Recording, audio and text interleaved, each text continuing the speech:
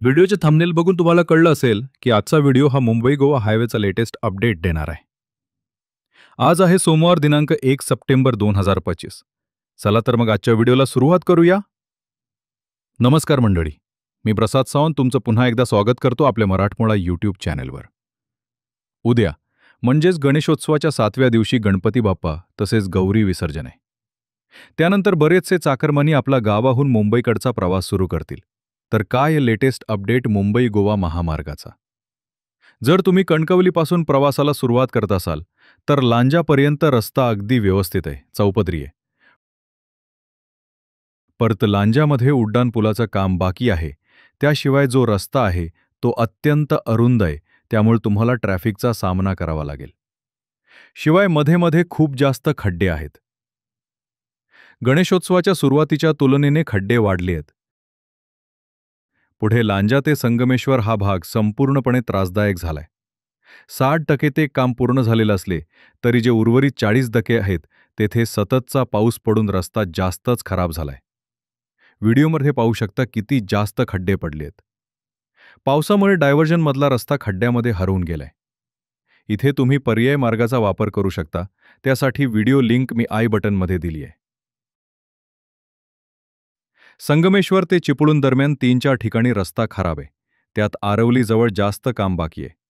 शिवाय आरवलीच्या आधी जो उड्डाणपूल आहे तिथे एक पटच लागतो, जिथे खूप उंच असा गेप आहे, ज्यात गाडी खूप जोरात आदळते. चिपळूणमध्ये उड्डाणपुलाच काम चालू आहे, परंतु पर्यायी मार्ग उत्तम आहे. फक्त एकेरी मार्ग असल्याने ट्रॅफिक मिळू शकते. पुढे चिपळूण ते लोणेरे रस्ता चांगला आहे. कशेडी बोगद्याजवळचा डायव्हर्जन आता काढून टाकण्यात आलाय. परशुराम घाटात थोडा 100 मीटरचा रस्ता एकेरी आहे. येथील डायव्हर्जन सुद्धा काढून टाकलाय. हा पॅच तुम्ही जलद गतीने पूर्ण करू शकता.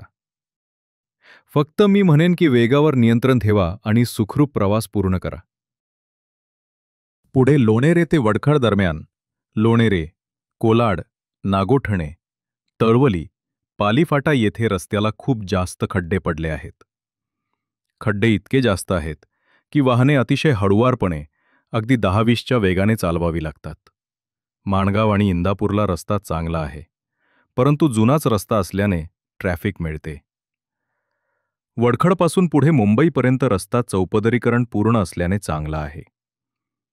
एक विशेष टीप सांगेन की वेगावर नियंत्रण ठेवा, कारण जिथे कुठे डांबरीकरणाचे पॅच आहेत तिथे रस्त्याला खड्डे पडले आहेत आणि खड्डे मोठे असल्याने टायर फुटून अपघात होऊ शकतो. तर हा होता एक छोटासा अपडेट मुंबई गोवा महामार्गाचा. आशा करतो तुम्हाला हा व्हिडिओ मदत करेल तुमच्या कोकण ते मुंबई प्रवासाचा प्लॅन करण्यासाठी.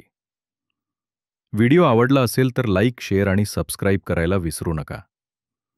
मी पुन्हा भेटेन अशाच एका नवीन अपडेटसह. तोपर्यंत तुमची रजा घेतो. बाय बाय, टेक केअर आणि राईड सेफ.